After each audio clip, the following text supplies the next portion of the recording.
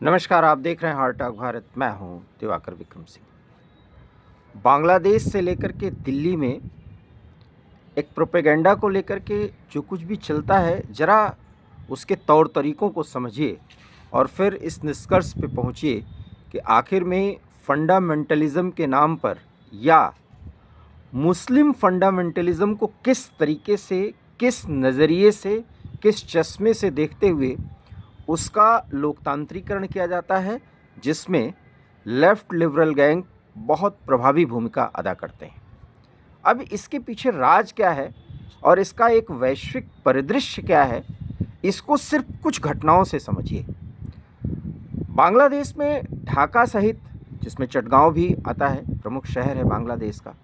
ये शहरें इस समय अराजकता की आगोश में हैं। वहाँ पर अल्पसंख्यक हिंदुओं को किस तरीके से प्रताड़ित किया जा रहा है, जो पिछले कुछ वर्षों में ही 28% से मात्र 8% पर आ गए हैं। 1 से सवा करोड़ बांग्लादेशी हिंदू जो अपनी स्वेच्छा से 1971 में वहाँ रह गए, आज़ादी के बाद भी 1947 के बाद आप कह सकते हैं वहाँ रहे, क्योंकि उनको उस भूमि से प्रेम था जहाँ वो रह रहे हैं, ये जानते हुए कि वहाँ पर इस्लाम को मानने वाले मुसलमानों की संख्या सर्वाधिक है या वो बहुसंख्यक हैं। वैसे बांग्लादेश समय समय पर इस स्थिति में आता रहा, जैसा कि पिछले 1-1.5 सालों से, और ख़ास करके यूनुस के देखरेख में, उनकी अगुवाई में, उनके नेतृत्व में जो अंतरिम सरकार चल रही है, जिसके वो एक तरह से मुखिया नहीं बल्कि सलाहकार मुखिया की भूमिका में है,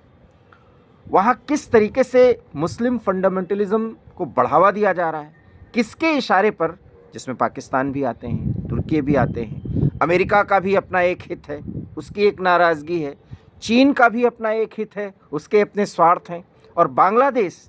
जिसने जन्म दिया और जो हमेशा साथी बना रहा, भाई मानता रहा, उस देश को, उसके सरकार को और वहाँ के हर एक व्यवस्था और सोच को हमेशा से टारगेट करता रहा, हमेशा से मतलब पिछले 1-1.5 सालों के दौरान।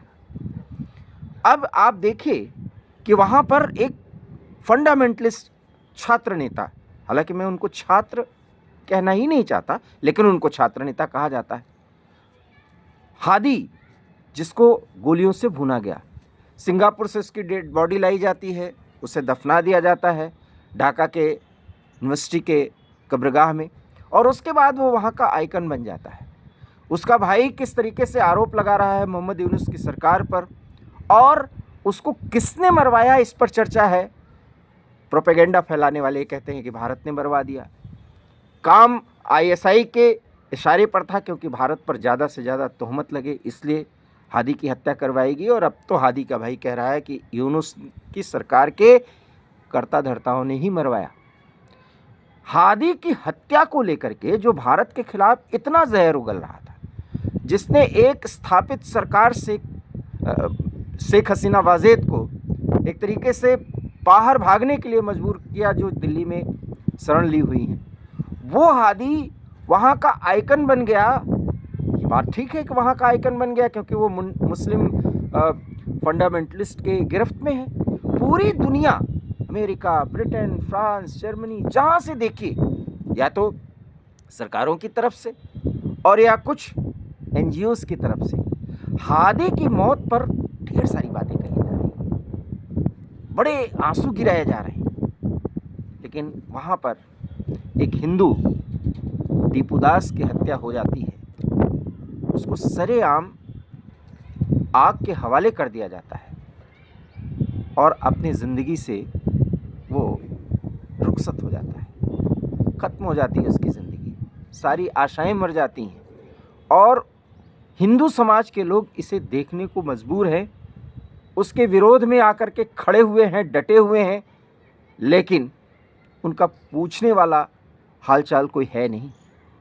उस पर पूरी दुनिया में कोई प्रतिक्रिया नहीं हो रही। हाँ, ये ज़रूर है कि पिछले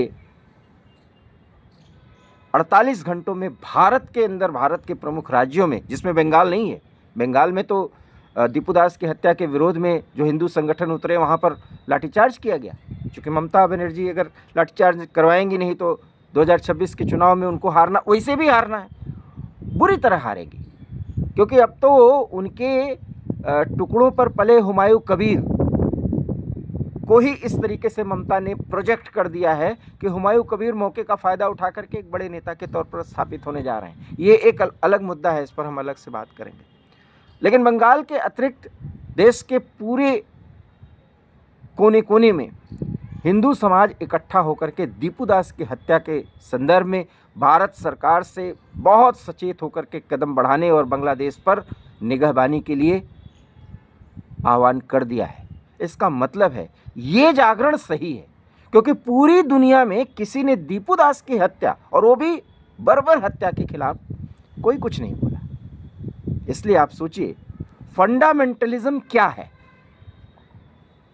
अगर हिंदू समाज उतर गया है कि दीपू दास की हत्या के खिलाफ कार्रवाई की जाए, बांग्लादेश सरकार पर दबाव बढ़ाया जाए, हो सकता है इसको यहाँ बैठे लेफ्ट लिबरल गैंग के लोग जो उसी इकोसिस्टम के पार्ट है जो पूरी दुनिया में मुस्लिम फंडामेंटलिज्म को बढ़ावा देती है सिर्फ अल्पसंख्यकों की सुरक्षा के नाम पर,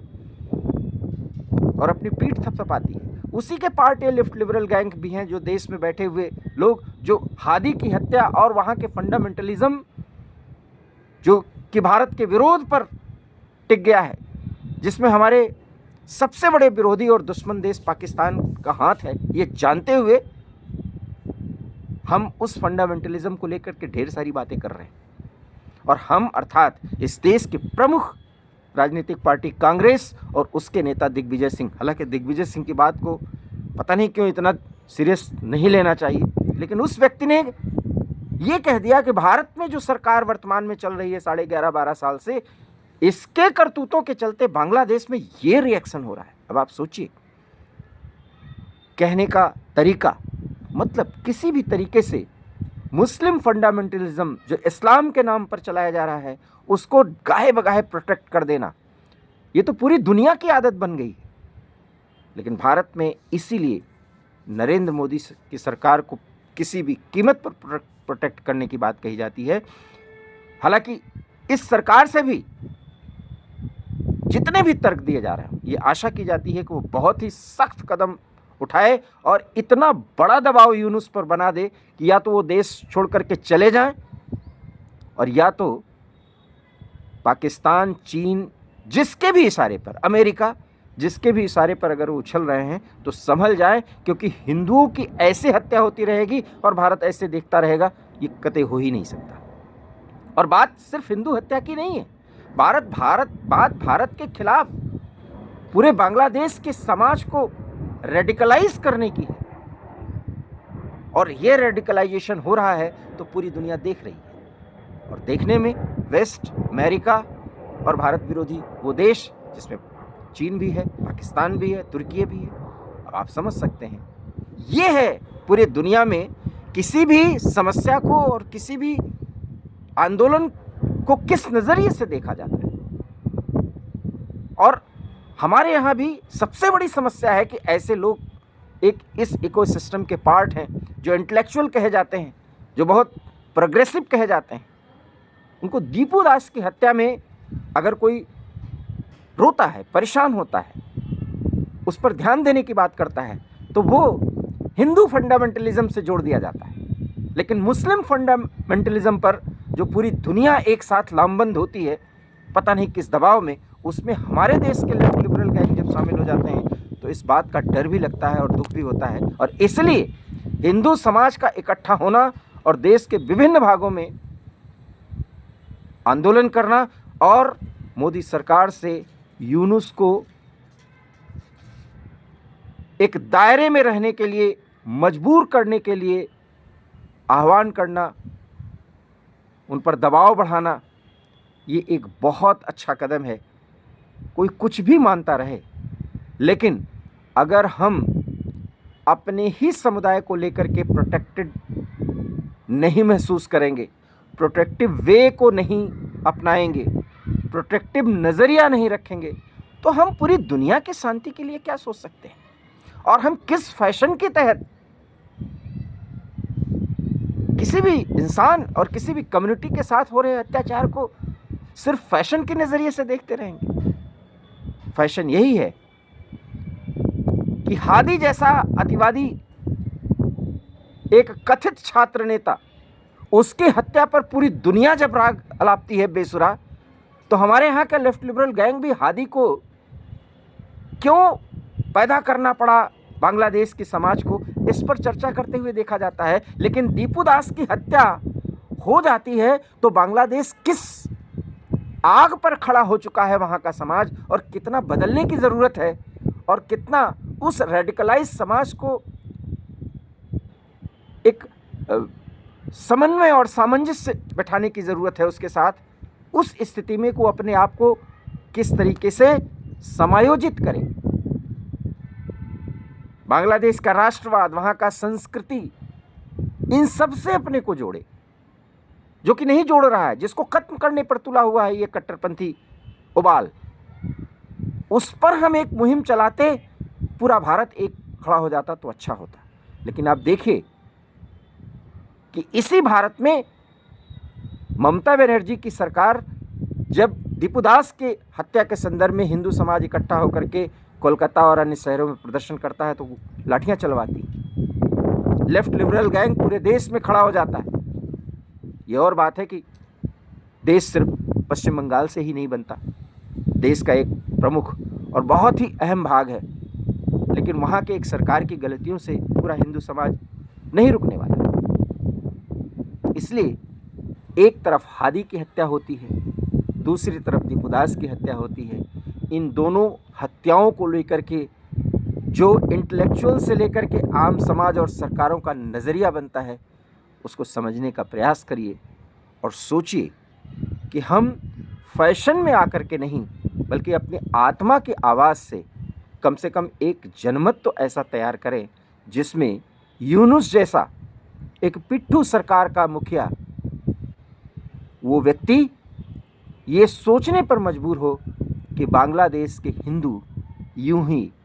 निराश्रित नहीं हैं, उन पर भी किसी की नज़र है जो उनके प्रोटेक्शन के लिए बांग्लादेश के अंदर घुस करके तो दखल नहीं देगा, आवाज़ नहीं उठाएगा, लेकिन बाहर ही बैठ करके इतनी बड़ी आवाज़ बन जाएगा कि वहाँ की कोई भी सरकार हो, वहाँ के हिंदुओं का अहित करने में कई बार वो सोचेगी। और यही एक ताकतवर देश की निशानी है, और अपेक्षा भी यही की जाती है कि मोदी सरकार ऐसे ही फैसले लेगी, और अगर वो ऐसा नहीं कर पाई तो निश्चित रूप से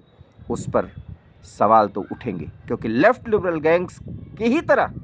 या धर्मनिरपेक्ष सरकार की ही तरह अगर मोदी सरकार बांग्लादेश में हो रहे हिंदुओं पर अत्याचार को लेकर के डिप्लोमेटिक तरीके से पूरे मामले को देखने और उसको निपटाने की कोशिश करेगी, तो इसका बहुत बुरा असर इस सरकार की लोकप्रियता पर पड़ सकता है। हमारा ये वीडियो आपको कैसा लगा, प्लीज़ से लाइक कीजिए, शेयर कीजिए हमारे चैनल हार्ट टॉक भारत को। अगर आपने सब्सक्राइब नहीं किया तो प्लीज़ से सब्सक्राइब कर लीजिए। बहुत बहुत धन्यवाद। नमस्कार।